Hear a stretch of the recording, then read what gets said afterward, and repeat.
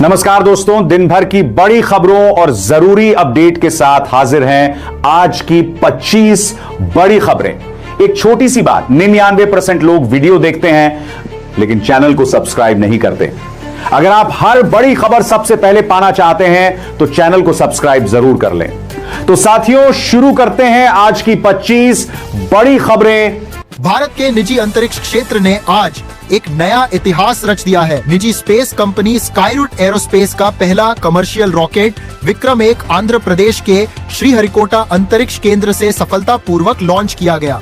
इस ऐतिहासिक और बड़ी सफलता के बाद भारत अब दुनिया के उन चुनिंदा और शक्तिशाली देशों की कतार में शामिल हो गया है जिनके पास अपना खुद का निजी ऑर्बिटल रॉकेट लॉन्चिंग सिस्टम पूरी तरह मौजूद है।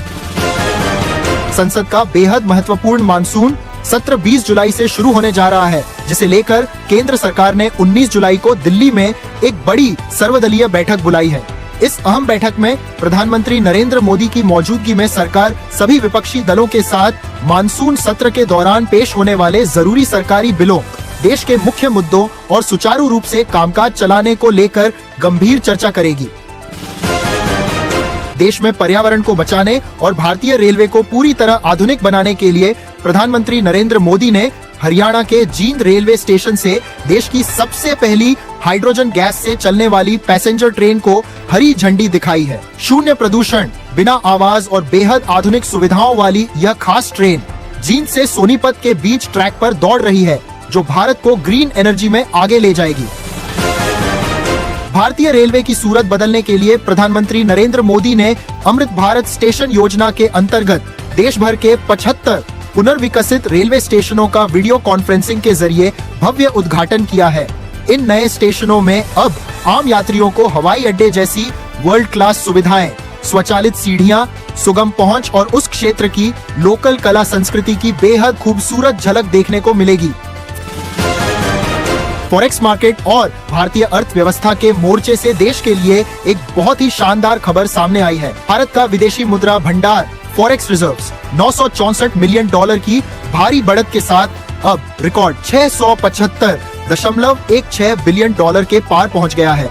रिजर्व बैंक RBI द्वारा जारी आधिकारिक आंकड़ों के अनुसार विदेशी मुद्रा की इस मजबूती से भारतीय रुपए को बाजार में बड़ी स्थिरता मिलेगी। वैश्विक फॉरेक्स मार्केट में लगातार 4 दिनों तक आई भारी गिरावट के बाद आखिरकार भारतीय करेंसी रुपये ने जोरदार वापसी की है। अंतर्राष्ट्रीय बाजारों में रिजर्व बैंक के समय पर दखल देने और घरेलू शेयर बाजार में विदेशी निवेशकों की भारी खरीदारी के चलते आज भारतीय रुपया अमेरिकी डॉलर के मुकाबले 14 पैसे की बड़ी मजबूती दर्ज करते हुए 96.28 के स्तर पर आकर बंद हुआ है। फॉरेक्स मार्केट के बड़े ट्रेडर्स और कमोडिटी एक्सपर्ट्स के अनुसार पश्चिमी एशिया, मिडिल ईस्ट के देशों में बढ़ता हुआ आपसी तनाव अंतर्राष्ट्रीय बाजारों को सीधे तौर पर प्रभावित कर रहा है। ग्लोबल मार्केट में कच्चे तेल, क्रूड ऑयल की कीमतें अचानक बढ़कर 85.58 डॉलर प्रति बैरल के पार पहुंच गई हैं, जिसके कारण भारतीय करेंसी रुपये और देश के आयात पर दबाव अभी भी लगातार बना हुआ है। दिल्ली के जंतर मंतर पर पिछले 21 दिनों से अपनी मांगों को लेकर भूख हड़ताल पर बैठे लद्दाख के मशहूर पर्यावरण कार्यकर्ता सोनम वांगचुक को दिल्ली पुलिस ने हिरासत में लिया। इसके बाद दिल्ली हाईकोर्ट के सख्त आदेश और उनकी तेजी से गिरती सेहत को देखते हुए उन्हें सफदरजंग अस्पताल में भर्ती कराया गया है, जहां डॉक्टरों की एक स्पेशल टीम 24 घंटे उनके स्वास्थ्य की जांच कर रही है। सोनम वांगचुक को पुलिस द्वारा अस्पताल ले जाने के ठीक बाद कॉकरोच जनता पार्टी के संस्थापक अभिजीत दीपके जंतर मंतर पर अनिश्चितकालीन भूख हड़ताल पर बैठ गए हैं। ताकि प्रदर्शन के दौरान जब वे समर्थकों को संबोधित कर रहे थे, तभी एक अज्ञात महिला ने उन पर अचानक स्याही फेंक दी, जिसके बाद सुरक्षा को भांपते हुए वहां पुलिस बल की तैनाती को काफी ज्यादा बढ़ा दिया गया है। उत्तर और मध्य भारत के कई राज्यों में मौसम विभाग ने अगले 48 घंटों के लिए भारी से बहुत भारी बारिश का रेड और ऑरेंज अलर्ट जारी किया है। NCR, उत्तर प्रदेश, उत्तराखंड और मुंबई के कई इलाकों में सुबह से रुक रुक कर हो रही तेज बारिश के कारण तापमान में भारी गिरावट आई है, लेकिन कई निचले रिहायशी इलाकों में जल भराव होने से लंबा ट्रैफिक जाम लग गया है। देश के सबसे बड़े सरकारी bank state bank of India SBI ने चालू वित्तीय वर्ष की पहली तिमाही के अपने सबसे शानदार और ऐतिहासिक वित्तीय नतीजे घोषित कर दिए हैं। बैंक ने इस तिमाही में अपनी मजबूत कोर अर्निंग्स और लोन रिकवरी के दम पर उम्मीद से कई गुना ज्यादा शुद्ध मुनाफा कमाया है, जिससे शेयर बाजार के बड़े निवेशकों और आम ग्राहकों में बैंक के प्रति भरोसा काफी बढ़ गया है। भारत के घरेलू खुदरा बाजार में पिछले महज एक महीने के भीतर गेहूं और आटे की कीमतों में 8% से ज्यादा की सीधी बढ़ोतरी दर्ज की गई है। एक्सपर्ट्स का कहना है कि अंतर्राष्ट्रीय बाजारों में खराब मौसम के चलते पैदावार कम होने और सप्लाई चेन टूटने की चिंताओं के कारण ग्लोबल मार्केट में गेहूं के दाम उछले हैं, जिसका सीधा असर अब देश की स्थानीय मंडियों में दिख रहा है। अयोध्या के भव्य राम मंदिर में श्रद्धालुओं द्वारा दिए गए दान की चोरी और लाखों रुपए के गबन करने के मुख्य आरोपी रामशंकर यादव उर्फ टिन्नू और उसके सगे भतीजे मनीष यादव को पुलिस ने अपनी कस्टडी में ले लिया है। स्थानीय कोर्ट से मिली 39 घंटे की पुलिस रिमांड के दौरान जांच टीम इन दोनों शातिर आरोपियों से बेहद सख्ती से पूछताछ कर रही है, ताकि इस पूरे गिरोह का पर्दाफाश हो सके।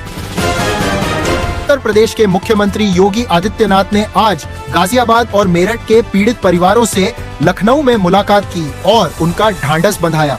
मुख्यमंत्री ने वरिष्ठ अधिकारियों को कड़े लहजे में निर्देश दिए हैं कि इस गंभीर मामले में किसी भी दोषी को बिल्कुल बख्शा नहीं जाएगा और पीड़ित परिवारों को 5 लाख रुपए की तत्काल आर्थिक सहायता के साथ सभी सरकारी योजनाएं दी जाएं। लोक जनशक्ति पार्टी रामविलास के राष्ट्रीय अध्यक्ष और केंद्रीय मंत्री चिराग पासवान ने एक बहुत बड़ा सियासी ऐलान करके सबको चौंका दिया है। चिराग पासवान ने पटना में साफ किया कि उनकी पार्टी आगामी उत्तर प्रदेश और पंजाब के विधानसभा चुनावों में सभी सीटों पर अपने उम्मीदवार उतारेगी। उनके इस बड़े फैसले के बाद दोनों राज्यों के सियासी गलियारों में हलचल काफी तेज हो गई है। पंजाब पुलिस ने केंद्रीय खुफिया एजेंसियों के साथ मिलकर अफ्रीकी देश अंगोला से भारत के 2 बेहद कुख्यात और मोस्ट वांटेड गैंगस्टरों को गिरफ्तार करने में सफलता पाई है, जिन्हें कानूनी प्रक्रिया पूरी करके बहुत जल्द डिपोर्ट कर भारत लाया जा रहा है। सिनेमा के मशहूर अभिनेता आमिर खान को अंडरवर्ल्ड और लॉरेंस बिश्नोई गैंग की तरफ से जान से मारने की एक बेहद गंभीर धमकी भरी चिट्ठी मिली है। लॉरेंस के भाई आरजू बिश्नोई के नाम से आई इस धमकी के बाद मुंबई पुलिस पूरी तरह से अलर्ट मोड पर आ गई है और एहतियात के तौर पर अभिनेता आमिर खान के बांद्रा स्थित घर और उनके आसपास की सुरक्षा को तुरंत बढ़ा दिया गया है। कश्मीर के उधमपुर जिले के पहाड़ी इलाके में आज सुबह एक बहुत ही दर्दनाक और बड़ा सड़क हादसा सामने आया है, जहां सवारियों से भरी एक तेज रफ्तार गाड़ी अनियंत्रित होकर गहरी खाई में जा गिरी। इस भयानक हादसे में कम से कम 6 लोग गंभीर रूप से घायल हो गए हैं, जिन्हें स्थानीय ग्रामीणों और सेना के जवानों की मदद से सुरक्षित निकालकर नजदीकी जिला अस्पताल पहुंचाया गया है। सराफा बाजार में त्योहारी सीजन की शुरुआत से ठीक पहले सोने और चांदी की कीमतों में लगातार मिला-जुला रुख देखने को मिल रहा है। बुलियन एंड ज्वेलर्स एसोसिएशन द्वारा जारी ताजा रेट के अनुसार देश के बाजारों में 24 कैरेट शुद्ध सोने के भाव 14,116 रुपये प्रति ग्राम के आसपास बने हुए हैं, जबकि औद्योगिक मांग घटने से चांदी की कीमतों में थोड़ी नरमी देखी गई है। कोर्ट ने एक बेहद महत्वपूर्ण और ऐतिहासिक कानूनी फैसले में साफ कर दिया है कि किसी भी व्यक्ति का नाम अगर राज्य के इमिग्रेंट रजिस्टर से हटा दिया जाता है तो इसका अर्थ यह बिल्कुल नहीं है कि भारत देश से उसकी नागरिकता अपने आप खत्म हो जाएगी। नागरिकता से जुड़े संवेदनशील नियमों को लेकर देश के सभी प्रशासनिक अधिकारियों को पूरी सावधानी बरतने की हिदायत दी है।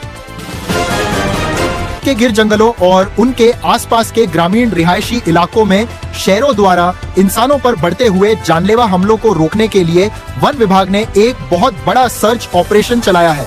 के उच्च आदेश पर गिर के जंगलों से 31 शेरों को पिंजरों में कैद किया गया है, जिनमें से इंसानों पर हमला करने वाले कुल 7 शेरों को वन्यजीव डॉक्टरों की जांच के बाद आदमखोर घोषित किया गया है। राष्ट्रीय मोर्चे पर अमेरिका और ईरान के बीच चल रहा विवाद अब बेहद गंभीर और खतरनाक मोड़ पर पहुंच गया है। ईरान की सेना ने कुवैत और जॉर्डन देश में स्थित अमेरिकी सैन्य ठिकानों पर देर रात ड्रोन और क्रूज मिसाइलों से ताबड़तोड़ भीषण हमले किए हैं, जिसमें कुवैत के बड़े तेल भंडारों को भारी नुकसान पहुंचा है और कई सैनिकों के घायल होने की खबर है।